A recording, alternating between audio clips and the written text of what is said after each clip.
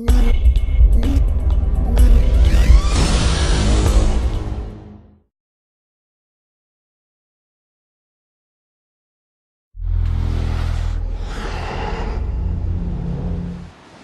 my name is Ashraf Ismail, Game Director of Assassin's Creed 4 Black Flag, and I'm very proud to be showing off the Caribbean open world.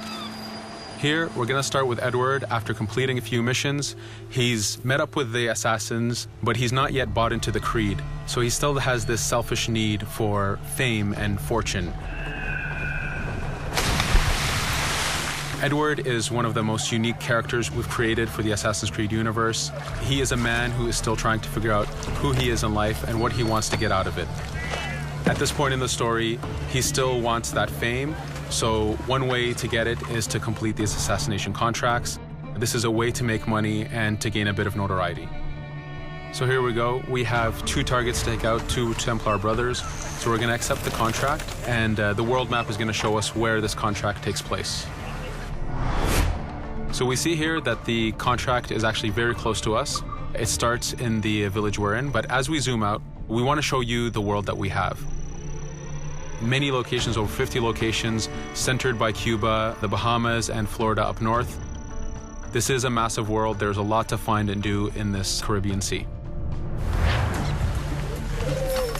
But now we'll get back to the Fisherman Village and go after our targets. The Fisherman Village, it's one type of location in this world. It's really here as a convenience to the player. This is where you can start missions, where you can shop to upgrade Edward and the Jackdaw itself. It's really about the mood and the ambiance of the Caribbean Sea. In the distance, we have a tavern that we're approaching. Taverns are places where you can hire crew, play mini games, drink if you wish. But for now, we're going to focus on the targets and take them out.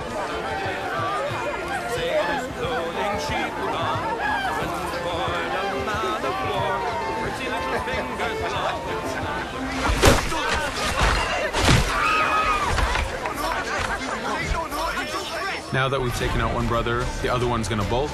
Just like classic ACs, we can chase him down and take him out that way, but there's many ways to complete this contract. We can use the new free aim system to shoot him this way, to eliminate him that way. We can jump onto the ship and take him out with his crew, but instead we're going to let him escape into the sea and follow him with the Jackdaw.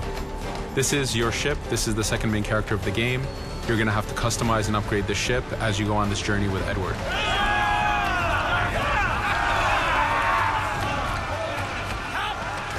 We've seamlessly gone from a ground chase right into a naval chase. We could destroy the ship and complete the contract that way, but instead, using the spyglass, we can see that he's carrying a lot of rum.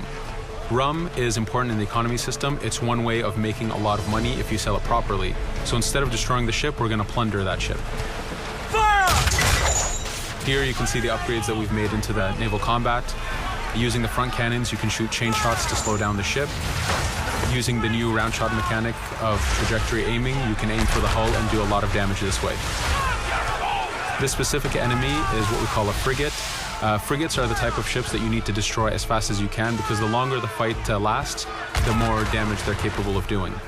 We have other enemy types like the Charger or the Man of War. The Man of War is a massive ship capable of carrying over 100 cannons. These are ships that you really need to upgrade to be able to face. But now that this frigate has been demasted, we can start the boarding.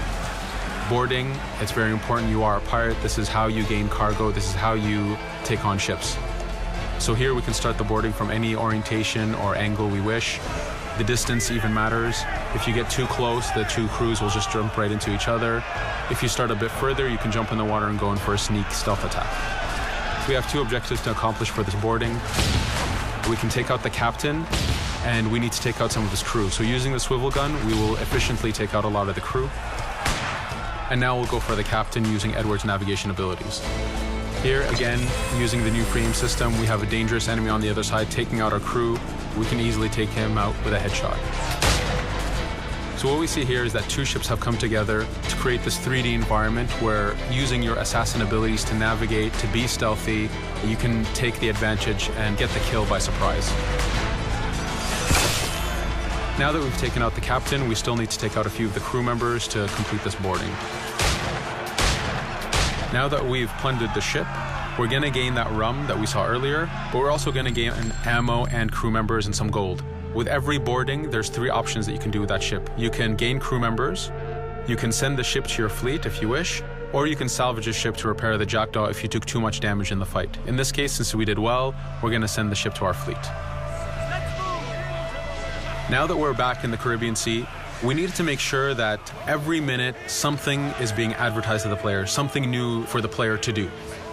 In this case, we have this uncharted location. These are what we call playas. We have over 75 of these in the Caribbean world.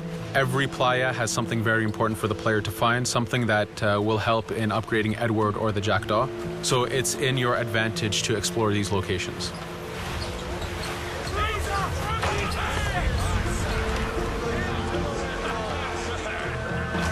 Again, for us, seamlessness is very important. We needed to be able to explore this Caribbean world without having too much interruption in the action. So being able to just let go of the wheel anywhere we want, jump into the water, and swim over to that location.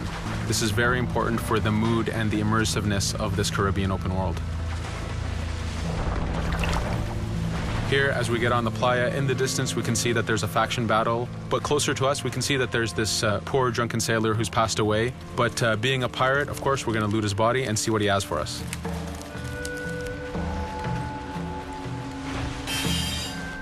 So we found a treasure map. This treasure map is asking us to go to an island called Misteriosa. Every time you find one of these, you know that you're going to find a treasure that is linked to the progression of the Jackdaw or Edward, so they are very valuable. Here we're going to take a look at that faction battle. We have a British ship facing off against a Spanish ship. We could jump in and take advantage of this opportunity, allowing each ship to weaken the other and for us to plunder both. But now we're going to make our way back to the Jackdaw. Again, this is the second main character of the game. There's a lot of customization and a lot of upgrading to do on the Jackdaw. You can upgrade all the weapons to fit the playstyle you wish. Now, as we get onto the Jackdaw, we can see that the crew is cheering for us. Edward has a really close relationship with his first mate, Adewale, standing right there, and with his crew. And this is something that you'll see later in the demo, that we can lose and gain crew members. Again, using the spyglass, we can really see the contents of a ship, but you can also assess the danger and threat level of these ships. But for now, we're going to continue to Misteriosa to find that treasure. Here we've crossed into a harpooning zone. The harpooning system is connected to the hunting system, which is used for upgrading Edward himself. So you can upgrade the number of weapons he carries, the ammo that you can carry, and even his health.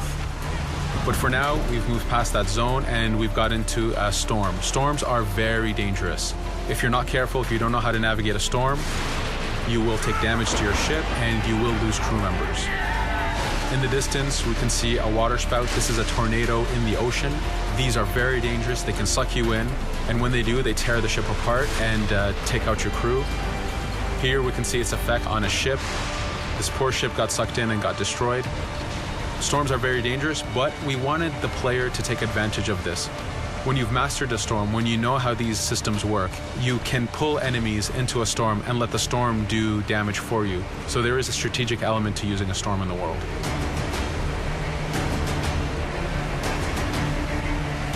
Here we can see that the storm is dying down a bit, but there's still this torrential downpour. It was very important for us to get the real mood of and atmosphere of the Caribbean in the weather cycles and in the daytime cycles.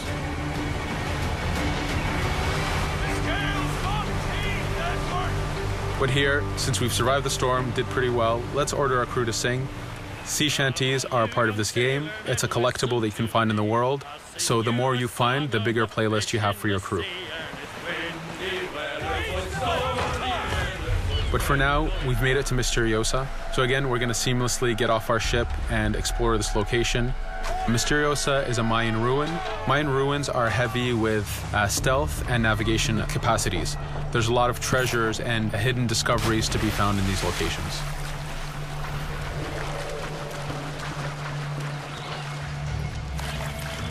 If we recall the treasure map, the treasure is hidden behind a temple. So just by quickly looking around, we can see that temple looks about right. So that's our objective. We'll head there. As we go this way, we can see there's a lot of guards on the beach. We could go in and fight them if we wish to, but to show off that this is a mini open world, we're going to try to find a different route to get to our objective. Here, we've seen a guard. We don't want to alert him, and we don't want to alert the guards on the beach, so we're going to use our stealth ability to take him out silently.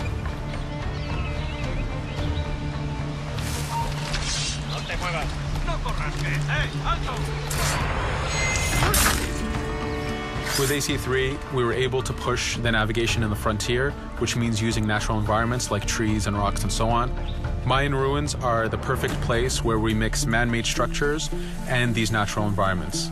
So you really get to feel how far the navigation abilities of the assassin have come since the original game. In the distance there, we can see another part of the island being blocked off by a patrol of guards. We're going to avoid it for now and go for that treasure.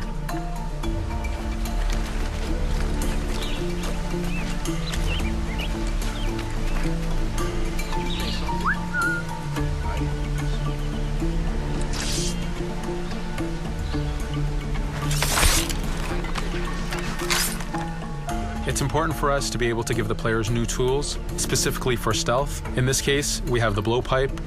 Using the berserk darts, you make your enemies go crazy. Effectively, this means that they'll attack anything and everything in sight, including their own friends, animals, or Edward if he was in the way. So you do have to be careful with how you use it. But now that we've caused a distraction, if we happen to fall down there, at least there's already a bit of damage done for us. But using our navigation skills, we're able to get past that area without any trouble.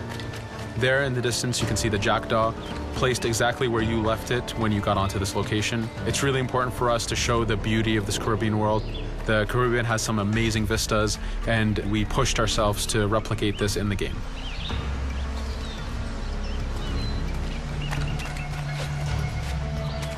As we continue forward, we can see in the distance there's a couple prisoners that are taken hostage.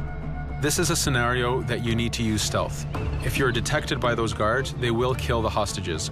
So in this case, it's to your advantage to use the environment to figure out how you can take out those guards without being detected. In this case, it's 2 guards, so it's not too hard. There are other scenarios where you have more guards and you have to figure out how you can take all of them out at the same time. Now that we've freed these prisoners, they are more than happy to join our crew. This is just one way of gaining crew members. As mentioned earlier, there's the taverns. There's actually many different setups of gaining crew.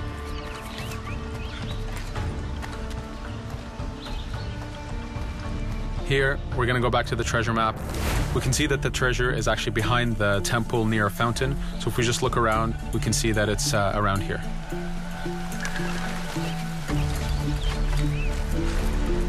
Now that we've found the treasure, what we've actually found is a blueprint.